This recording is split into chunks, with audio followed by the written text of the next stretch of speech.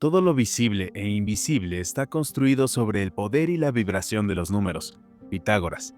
¿Alguna vez te has puesto a reflexionar sobre el poder de los números y cómo estos dictan todo lo que nos rodea? Todo es cuestión geométrica, o dicho de otro modo, la vida se genera y expresa en números, símbolos y formas geométricas. Y la geometría sagrada es un código fascinante, al que podemos acceder si nos detenemos a mirar cuidadosamente nuestro mundo. Por lo que explorar el conocimiento que encierra la geometría sagrada es descubrir la mano invisible que se encuentra detrás de toda creación. En este video descubrirás los profundos significados ocultos y las maravillas de los números. Así podrás comprender el simbolismo de los números sagrados en los ciclos del espacio y tiempo, los monumentos antiguos, las formas y las matemáticas ocultas que están presentes en las cosas que usamos todos los días. Existe un lenguaje universal independientemente de la lengua materna. ¿Cuál es este? Son los números, el simbolismo y las formas. Y según Pitágoras, los números son parte de un lenguaje divino que nos permite decodificar los misterios, y esto aplica de forma constante en todas las culturas.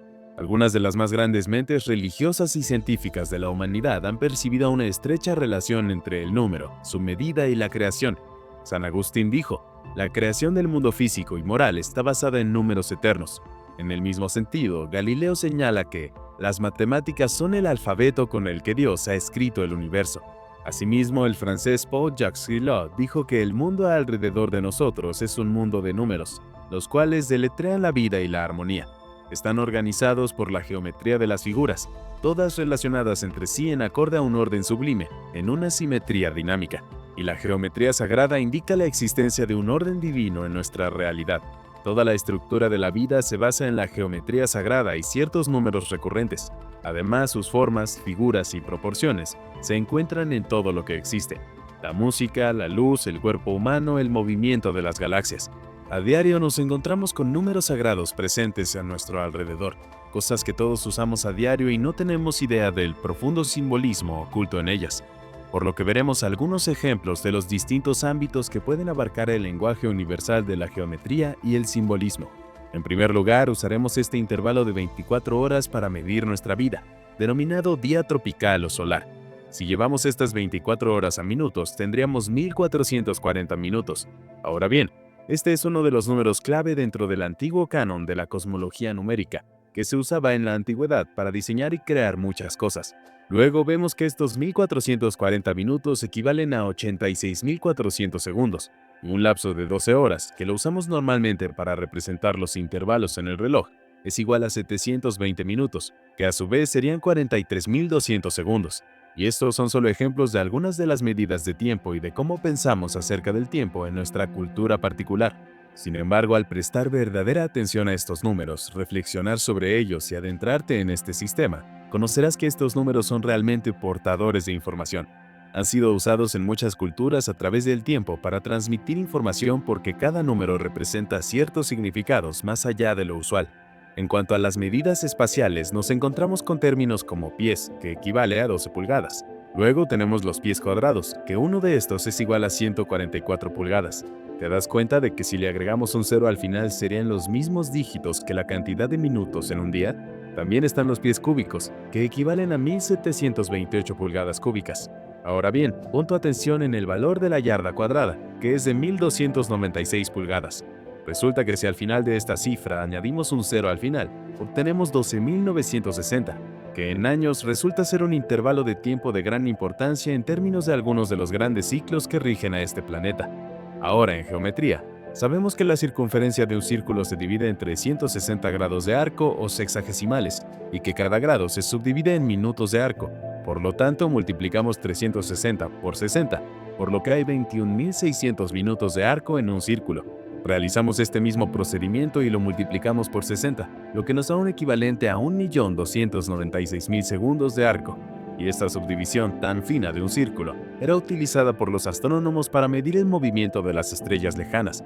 Pero si nos fijamos en este número, 1.296.000, es semejante al número de pulgadas cuadradas en una yarda cuadrada, que es 1.296 pulgadas, solo que disminuyendo en 3 órdenes de magnitud, es decir, sin los 3 ceros al final. Ahora bien, algo que cabe destacar sobre la mayoría de estos números que hemos visto, el 1440, 8640, 43200, 144, 1728, 36 y 1296, es que si sumas los dígitos de cada uno y los reduces a un solo dígito, este será siempre igual a 9. Por ejemplo, si escogemos el 1440 y sumamos 1 más 4 más 4 más 0, tenemos como resultado 9. Igualmente con el 1296, notarás lo mismo. 1 más 2 más 9 más 6 es 18, que a su vez suma un 9. Pero no es simple coincidencia, ya que son números que se encuentran con frecuencia en este mundo de las matemáticas ocultas. Nikola Tesla era uno de los partidarios de que particularmente el 9 era el número místico por excelencia, ya que se encuentra en una serie de coincidencias significativas que hacen pensar que este número realmente forma parte del programa raíz que da vida al mundo. Sigamos ahora con algunos ejemplos de cómo estos números están asociados a las medidas de la geometría. Hay ciertas formas simples también denominadas el alfabeto de la geometría sagrada. Entre ellas están ciertos polígonos como el triángulo equilátero, el cuadrado y el pentágono, también el círculo. Entonces cada uno de ellos los podemos medir según el número de grados de sus vértices o esquinas. Así que en un triángulo equilátero podemos observar que tiene 3 vértices de 60 grados cada una, por lo que 60 por 3, que equivale a 180 grados, y cuya suma de sus dígitos es 9. Una vez más aparece este número de forma recurrente. Ahora examinemos el cuadrado. Este tiene 4 esquinas de 90 grados cada una, por lo que el número total de grados que definen al cuadrado es 360, lo mismo que la medida del círculo.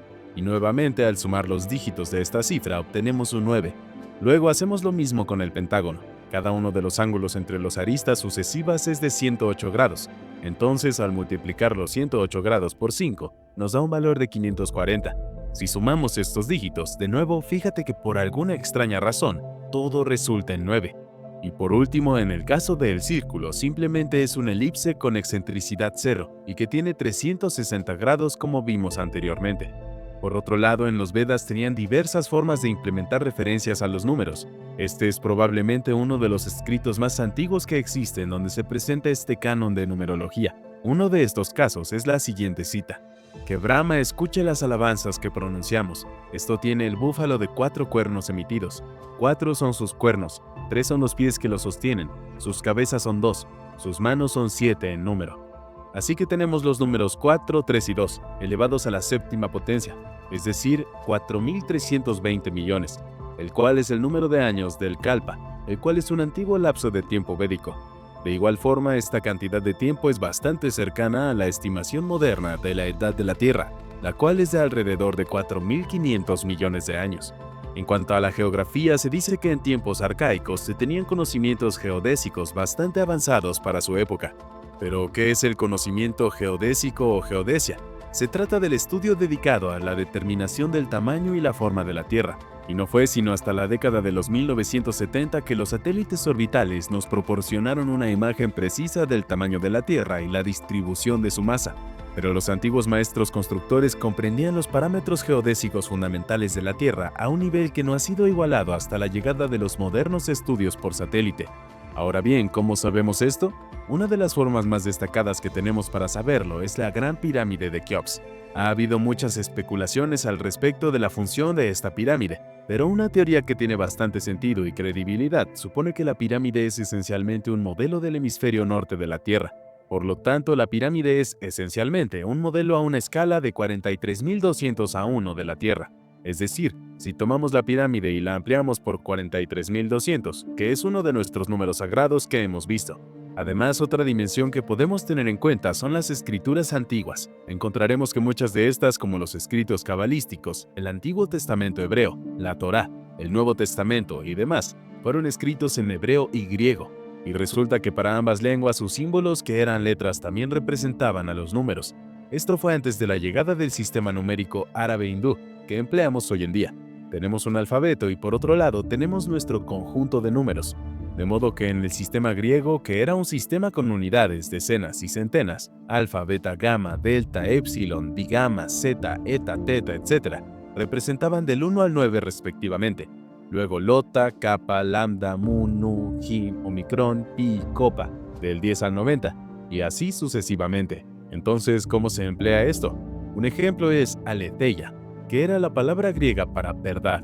Y si sumas todas sus letras, eta, alfa, lambda, eta, teta, epsilon, lota y alfa, basados en los valores de la tabla, el resultado es 72, y ese es uno de nuestros números sagrados clave. También tenemos katabole, que significa concepción, o el primer momento de la creación. Serían kappa, alfa, tau, alfa, beta, omicron, lambda y eta.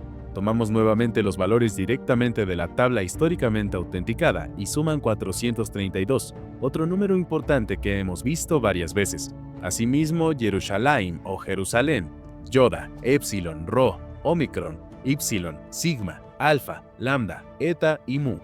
Vemos los valores de las letras individuales, Lota que era 10, Epsilon que era 5, etc. Y cuando lo sumas obtienes 864. Estos ejemplos podrían llegar a ser cientos, y esto es en realidad lo que se conoce como la gematría, el estudio de la base numérica o matemática del lenguaje, o lo que descubres cuando te adentras en la base matemática de las lenguas, ya que todo esto está construido sobre la misma arquitectura de los números sagrados que hemos estado viendo, y todo este sistema se utilizaba para transmitir mensajes, ideas e incluso secretos. Así que observamos un patrón en las distintas culturas alrededor del mundo con números que se repiten una y otra vez. No obstante, es probable que para muchas personas sea un poco abrumador la primera vez que son expuestos a esta información y todos estos números. Pero una vez que empiezas a estudiarlos, te das cuenta de que cada uno de ellos es una especie de muestrario, porque cada número tiene toda una colección de fenómenos asociados a él. Entonces comenzamos a conocer estas ideas una vez que nos adentramos en los significados originales del lenguaje para tratar de entender lo que los autores de estos escritos sagrados realmente trataban de comunicar mediante la simbología y las matemáticas.